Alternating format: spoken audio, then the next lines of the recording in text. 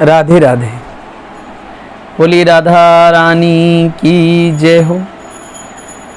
वक्रतुंड महाकायः कोटि सूर्य समप्रभा निर्विघ्नं कुरु मे देवः सर्वकार्येषु सर्वदा।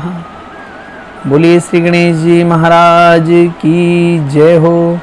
बोलिए श्री व्यास जी महाराज की जय हो। बोलिए राधा रानी की जय हो। श्री कथा, भगवान की कथा, भागवत कथा, रामायण कथा, तो भगवान श्री कृष्ण का जो चरित्र है उसका बखान जिस कथा में किया गया है उसको कहते हैं भागवत की कथा। और जहाँ मेरे श्री राम जो मर्यादा पुरुषोत्तम हैं विराजते हैं वो है श्री रामायण की कथा। तो आज की इस कथा में हम माता पिता के महत्व को बताते हुए, माता के पिता के महत्व को दर्शाते हुए यह कथा हम आपको सुनाने चाह रहे हैं। और जैसे कि आपको पता ही होगा, पहले ही बताया गया कि जो लोग माता पिता से प्रेम नहीं करते, उनका सम्मान नहीं करते, वो इस कथा के प्रसंग से दूर रहें, क्योंकि कहीं ऐसा ना हो इस कथा को सुनने के पश्चात, इस दृष्टांत को सुनने के पश्चात आप भी अपने माता पिता से प्रेम करने लगें, उनसे सम्मान करने लगें, उनके महत्व को समझने लगें। तो राधा रानी का नाम लेकर करते हैं कथा का प्रारंभ। बोलिए राधा रानी की जय हो। कहते हैं बहुत समय पहली बात है, एक रत्नपुर नामक नगर था।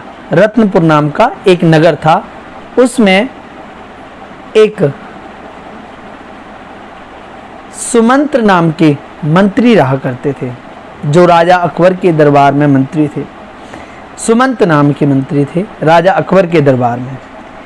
तो उनके मन में एक दिन विचार आया कि सभी लोग कहते हैं कि माता पिता का जो कर्ज है वो बहुत ही महत्वपूर्ण है, जिसको कोई चुका नहीं सकता। तो उन्होंने सोचा कि मैं माता पिता का कर्जा चुकाकर, माता पिता को उस कर्ज से मुक्ति देकर, माता पिता के कर्ज से मुक्त होकर मैं संसार में एक अलग छवि बनाऊंगा। जो सुमंत थे वो राजा अकबर के दरबार में, बहुत समय पहली बात है, कहते हैं राजा अकबर के दरबार में एक दरबारी हुए हैं, उनका नाम था सुमंत। सुमंत जी अपनी माता से बहुत प्यार करते थे, उनका बड़ा सम्मान किया करते थे। तो एक दिन ऐसे ही मन में विचार उत्पन्न हुआ कि लोग कहते हैं कि माता पिता का जो कर्ज है, माता पिता का जो कर्ज है उसको कोई नहीं चुका सकता। तो सुमंत ने संकल्प लिया कि मैं एक संसार में एक ऐसा मनुष्य बनूंगा जो अपने माता पिता का कर्जा चुका सकेगा या चुका देगा। संसार में अलग ख्याति होगी, संसार में कहेंगे लोग कि सुमंत ने अपने माता पिता का कर्जा चुका दिया। तो ये मन में विचार रखकर अपनी माँ के पास गया सुमंत और जाकर बोला अपनी माँ से कि माँ, मैं तेरा कर्जा चुकाना चाहता हूँ। माँ हंसने लगी, माँ मुस्कुरा उठी, हंसने लगी और कहने लगी, बेटा तू रहने दे, ऐसा नहीं हो सकता। बोले नहीं नहीं माँ, तू मुझे बता, मैं तेरा कर्जा चुकाऊंगा। बोल तेरा कर्जा कैसे चुकेगा। माँ कहती है, बेटा तू नहीं मानता तो तू ऐसा कर, मेरी दो शर्तें हैं, मेरी दो शर्त हैं, मेरे दो वचन हैं, जिनको अगर तूने पूरा कर दिया तो मैं ये सोच लूंगी कि मेरा कर्जा चुका दिया गया, या मैंने, तू ऋण से मुक्त हो गया, मातृ ऋण से मुक्त हो गया। तो वो कहता है, माँ बता जल्दी से। तो माँ कहती है कि बेटा मैंने आज तक 1 लाख ना सोने की असरफियाँ, सोने के सिक्के जो होते हैं उनको असरफियाँ कहा गया है, तो 1 लाख सोने के सिक्के इकट्ठे नहीं देखे हैं मैंने, तो तू मुझे वो एक बार दिखा दे। तो सुमंत बड़ा आश्चर्य में हो गया और सोचने लगा कि बस इतनी छोटी सी बात, लेकिन उस समय में ये रकम जो होती थी 1,00,000 स्वर्ण की असरफियाँ बहुत ही कीमती हुआ करती थी, राजा महाराजाओं के पास ही हुआ करती थी। तो उसने विचार किया, लेकिन उसने सोच रखा था कि माता का कर्जा चुकाना है, मातृ ऋण से मुक्त होना है।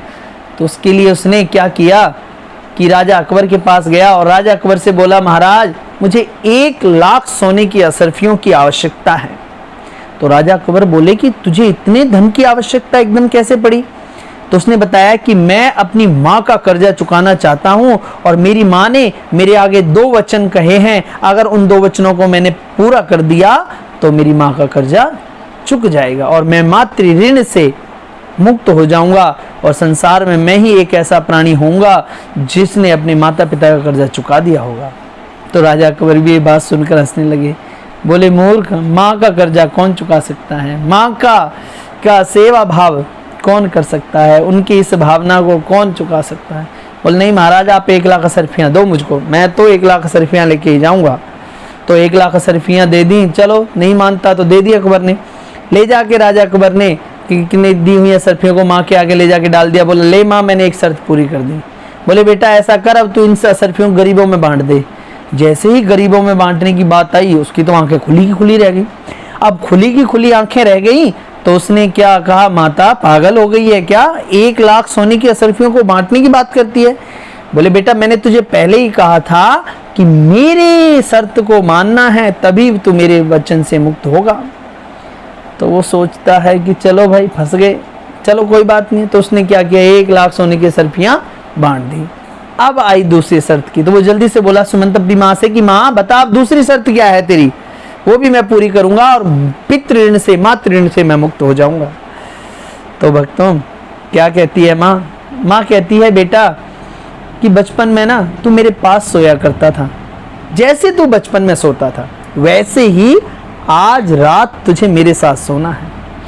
तो माँ की ये बात सोचकर वो सोचने लगा कि ये क्या बात है, असमंजस में पड़ गया, थोड़ा सा मन में शंका उत्पन्न होने लगी और थोड़ा सा भावनाएं भी इधर उधर जाने लगी। तो उसने सोच लिया, निर्णय कर लिया कि नहीं मैं तो माँ का कर्जा चुकाऊंगा ही चुकाऊंगा। तो ये विचार करने पर उसने क्या किया, माँ के पास जाकर सो गया। रात्रि हुई, एक खाट पर दोनों माता पुत्र मंजे के ऊपर, एक सैया के ऊपर दोनों लेट गए। कुछ समय निकला तो माँ ने उसको कोहनियों से ऐसे मारना शुरू किया, बेटा बेटा। सुमंत कहता हाँ माँ बेटा मुझे प्यास लगी है, पानी लाके दे। तो प्यार से गया और पानी लाके दे दिया। माँ ने थोड़ा सा पिया और थोड़ा सा गिरा दिया। बोले माता ये क्या है, पानी गिरा दिया, अब हमें रात भर इस पे सोना है, गीले पर सोएंगे क्या? बोले गलती हो गई बेटा, फिर रख देती गिलास। फिर थोड़ी देर बाद फिर कोहनी मारना शुरू करती है माता, सुमंत को कहती है बेटा जग। बोले हाँ क्या है माता, तूने तो परेशान कर लिया, सोने नहीं देगी आज? बोले हाँ बेटा मुझे प्यास लगी है। बोला जैसे ही उसने कहा प्यास लगी है माँ ने, तो टूट के पड़ा, क्या खा के सोई थी, इतनी बार पानी मांग रही है, इतनी बार ये कर रही है। तो बोले नहीं बेटा मुझे प्यास लगी है। तो रोज गुस्से में गया और पानी ला के दे दिया। और फिर माता ने वही किया, थोड़ा सा पिया और बाकी फैला दिया, बेड में फैल गया, बिस्तर भीग गए। तो बोल टूट के पड़ा की बार सुमंत। बोला माँ तुझे पता नहीं क्या कर रही है? बोली बेटा मैं बूढ़ी हो चुकी हूँ ना, मेरे हाथ पैर हिलते हैं तो मुझसे वो ग्लास पकड़ा नहीं जा रहा था इसलिए गिर गया, मुझे क्षमा कर। बोले नहीं मैं नहीं सोऊंगा तेरे पास।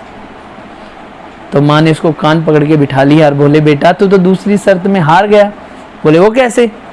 बोले जब तू छोटा था ना, तू रात में कितनी बार तुझे भूख लगती थी, कितनी बार तू पेशाब कर देता था, लेकिन मैं उन्हीं गीले कपड़ों पर सो जाया करती थी। लेकिन मैंने कभी ऐसा गुस्सा नहीं किया, मैंने कभी तुझे उठाकर मंजे से नीचे नहीं डाला, मैंने कभी सैया से तुझे नीचे नहीं डाला। लेकिन आज तू मेरे 2 बार पानी गिरने पर इतना क्रोधित हो गया कि तू मुझसे कहता है कि मैं नहीं सोऊंगा तुम्हारे पास।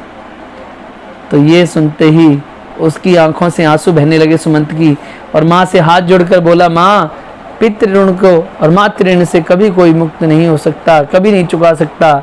इसको वही चुका सकता है जो सच्चे हृदय से अपने माता पिता की सेवा करता हो और जिसने की हो। तभी कहते हैं भक्तों कि जिसने माता पिता की जीते जी सेवा कर ली, उसको किसी प्रकार की तीर्थ यात्राओं की, किसी प्रकार के पुण्य की आवश्यकता नहीं है। कहा भी गया है, जियत पिता से दंगम दंगा, मरे पिता को पहुंचा दो गंगा।